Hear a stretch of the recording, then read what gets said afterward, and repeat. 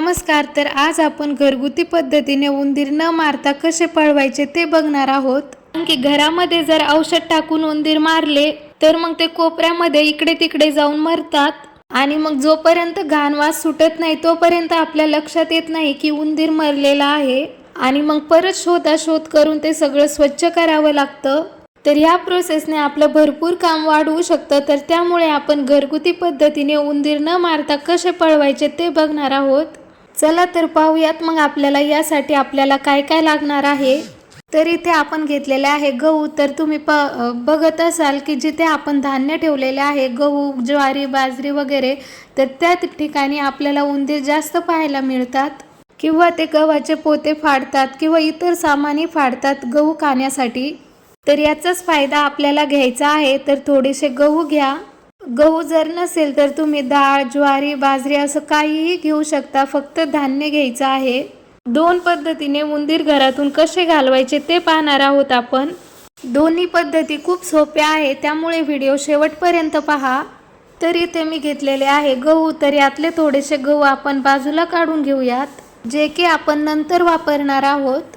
तर इथे मी थोडेसेच असे गहू घेतल्यानंतर यामध्ये आपल्याला टाकायची आहे मिरची पावडर। तर खूप तिखट अशी मिरची पावडर आपल्याला यामध्ये टाकायची आहे। आणि जर तुमच्याकडे मिरची पावडर नसेल तर तुम्ही हिरवी मिरची सुद्धा बारीक करून टाकू शकता। आणि असं थोडंसं याला मिक्स करून घ्यायचं आहे। आणि त्यानंतर आपल्याला यामध्ये टाकायची आहे अंगाची साबण। अंगाची साबण, कपड्याची साबण किंवा वॉशिंग पावडर, तुम्ही असं काहीही टाकू शकता। तर यामध्ये अंगाची साबण किंवा कपड्याची साबण जे असते त्यामध्ये असे काही केमिकल असतात आणि जे की ते आपल्या पोटामध्ये गेल्यानंतर ते आपल्याला हानिकारक ठरू शकतात। शरीरावरती लावण्यासाठी याला काही हरकत नाही, पण आपण यांना खाऊ शकत नाही, अशा काही यामध्ये गोष्टी असतात। तर याचाच फायदा आपल्याला आज घ्यायचा आहे। तर इथे किसून मी अंगाची साबण थोडीशी यामध्ये टाकलेली आहे। त्यानंतर इथे आपल्याला घ्यायचं आहे पावडर। तर पावडर इथे मी घेतलेला आहे। तर असा पावडरचा मोठा जो डब्बा असतो तो लवकर काही संपत नाही, तर त्यामुळे तुम्ही तो इथे वापरू शकता किंवा एक्सपायर झालेलं पावडर सुद्धा तुम्ही वापरू शकता। तर पावडर आपल्याला इथे 1.5-2 चमचे घ्यायचं आहे। तर पावडर टाकल्यानंतर आपल्याला थोडं थोडं पाणी टाकून याला मिक्स करून घ्यायचं आहे। याला जास्त पतलंही करायचं नाहीये। तुम्ही गहू किंवा ज्वारी जे घेत असाल त्यामध्ये फक्त त्यावर ते कोटिंग झाली पाहिजे पावडरची, एवढंच आपल्याला यामध्ये पाणी टाकायचं आहे। एवढंच याला ओलसर करायचं आहे। याला वापरण्याची एक वेगळी पद्धत आहे। जसं की मी म्हटलं आपण दोन पद्धती बघणार आहोत, तर दोन्ही पद्धतीने तुम्ही घरातील उंदीर घालवू शकता। त्यानंतर हे मिक्स झाल्यानंतर आपण कोरडे गहू यामध्ये टाकणार आहोत। याला चांगलं मिक्स केल्यानंतर यामधून छान असा सुगंध येत आहे। घरामध्ये जर उंदीर झाले तर घरामध्ये ते असं कोणताच कोपरा ठेवत नाही की जिथे उंदीर राहत नाही। त्यामुळे काय होतं, आपले चांगले कपडे कपाटात जाऊन उंदीर खराब करतात, बॅगमध्ये ठेवलेले असतात ते, किंवा बेडमध्ये जाऊन पूर्ण सामान आपलं उंदीर खराब करतात। तर आपल्याला असं वाटतं की या ठिकाणी उंदीर जाऊ नये, तर आपण भरपूर काळजी घेतो। तर त्यासाठी एक छोटासा उपाय करा। तर इथे मी टिश्यू पेपर घेतलेले आहे। तुम्ही कोणताही नॉर्मल पेपर घेऊ शकता, कागद घ्या किंवा न्यूजपेपर। त्यामध्ये थोडासा आपण जो तयार केलेला मसाला आहे तो टाकायचा आहे आणि याचं छोटंसं असं एक गाठोडं तयार करा। तुम्ही पाहिजे तेवढे याचे छोटे छोटे गाठोडे तयार करू शकता। जिथे जिथे तुम्हाला वाटतं की या ठिकाणी उंदीर अजिबात येऊ नये तर त्या ठिकाणी आपल्याला हे ठेवायचं आहे।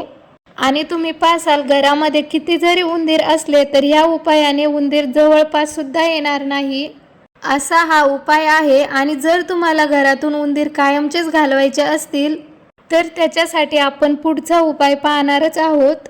पण बऱ्याच वेळेस असं होतं की चुकून कपाटामध्ये एखादा उंदीर जातोच। खूप जास्त घाण उंदीर करतात, खूप जास्त घाण वास येतो आणि त्यासोबतच नुकसान तर होतच। तर अशा ठिकाणी आपल्याला हे छोटे छोटे गाठोडे ठेवायचे आहे। याच्या वासाने तुमच्या त्या भागाच्या आसपासही उंदीर तुम्हाला पाहायला भेटणार नाही। जर कागद तुम्ही थोडासा जाड वापरला असेल तर त्याला सुईने थोडेसे छिद्र पाडा।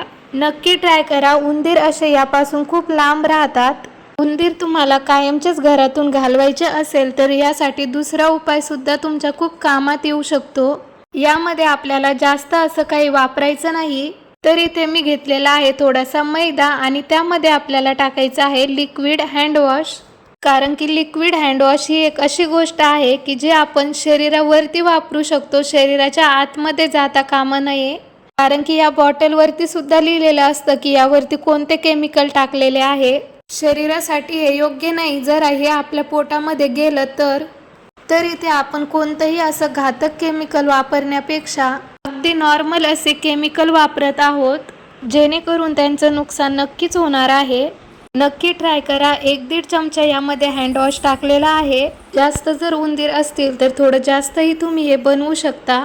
आणि हे असं घट्ट बनवल्यानंतर छोटे छोटे गोळे याचे आपण असे बनवणार आहोत. तर इथे आपण हे उपाय करत आहोत, तर त्यासोबतच आपल्याला घराच्या स्वच्छतेचीही आपल्याला काळजी घ्यायची आहे.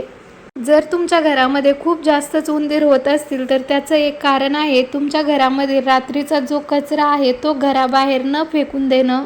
उंदीर जे आहेत तर ते आपल्या घरामध्ये त्यांना खूप जास्त खायला प्यायला भेटलं तर मग ते आपल्या घरातून जायचं काही नाव घेत नाही. त्यामुळे कचरा जो आहे तो घराच्या बाहेर टाकणं किंवा इतर अनावश्यक गोष्टी त्या देखील घरातून बाहेर काढणं खूप गरजेचं आहे. त्यानंतर आपण हे असे छोटे छोटे गोळे बनवलेले आहे ते आपल्याला किचनमध्ये असे ठेवायचे आहे. कारण किचनमध्येच त्यांना खायला भरपूर भेटतं. त्यामुळे किचनमध्येच उंदीर रात्रीच्या वेळेस आपण झोपल्यानंतर या ठिकाणीच जास्त येतात. तर असे गोळे किचनमध्ये नक्कीच ठेवून द्या. नंतर आपल्या घरामध्ये जर असे कपाट असतील किंवा असे कपडे ठेवलेले असतील, भरपूर त्यामध्ये तुम्ही कपडे ठेवलेले असतील किंवा स्टोरेज रूम, तर एक काम करा, आपण अगोदर जे छोटे छोटे गाठोडे बनवले होते तर ते असे या पद्धतीने तिथे ठेवून द्या, जेणेकरून याच्या वासाने इथे अजिबात उंदीर येत नाही. आणि जर उंदीर घरामध्ये असेल तर ते याच्या वासाने घरातून पळून जातात. नक्कीच तुम्हाला 100% रिझल्ट भेटेल. तुम्हाला हा व्हिडिओ कसा वाटला ते मला कमेंटमध्ये नक्की सांगा. व्हिडिओ आवडला असेल तर व्हिडिओला लाईक करा, शेअर करा आणि चॅनलला सबस्क्राईब करा.